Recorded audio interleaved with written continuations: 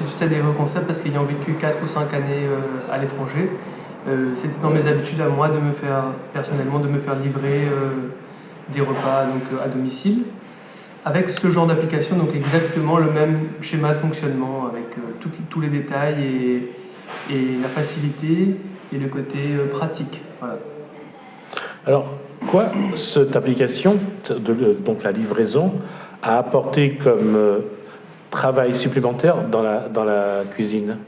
Dans la cuisine. La restauration. Alors, dans la restauration, à proprement dit, aucun travail supplémentaire, si ce n'est une rigueur dans la maintenance en fait, de l'application, donc au quotidien, ajouter les menus en temps et en heure, les ingrédients, les allergènes, les prix, et en fait, voilà, les disponibilités, donc quand un produit est épuisé, remettre juste ce côté logistique, mais pas vraiment d'un côté travail, on n'a pas plus de travail ou moins de travail. Voilà.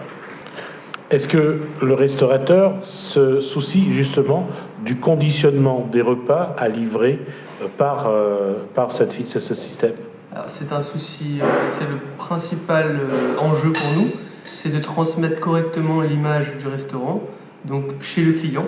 On sait que grâce à la franchise et au soutien de Please, le transport sera acheminé, le produit sera acheminé correctement, dans les meilleurs délais. Donc ça, c'est vraiment déjà pour nous un souci en moins à se faire. On sait que c'est leur métier de gérer ça. À nous, notre métier, c'est de gérer vraiment donc, l'emballage du produit, le respect de la commande, donc très important.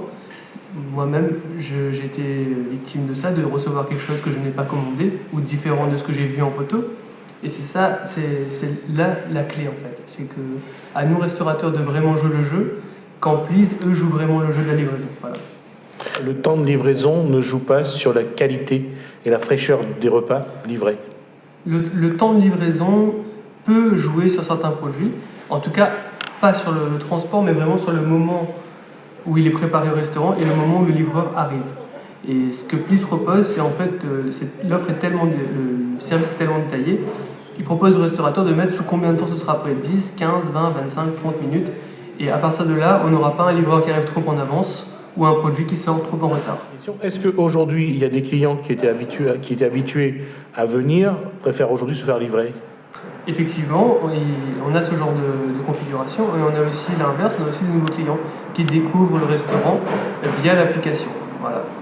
Et nous aussi, ici, à la question « faites-vous de la livraison ?», on répond automatiquement « oui » via Please, et on incite en fait les gens à télécharger l'application sur place, à les aider, donc à répondre au téléphone, les guider, parce que c'est vrai que c'est pas évident pour tout le monde au début, le fait que ce soit une application.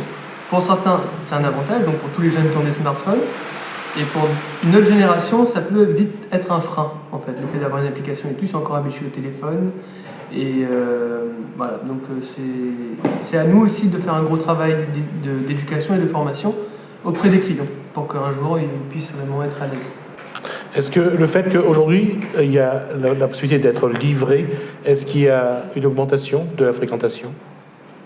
On enregistre une augmentation, forcément, parce qu'un client qui veut être livré, c'est pas forcément un client qu'on aurait eu en temps normal.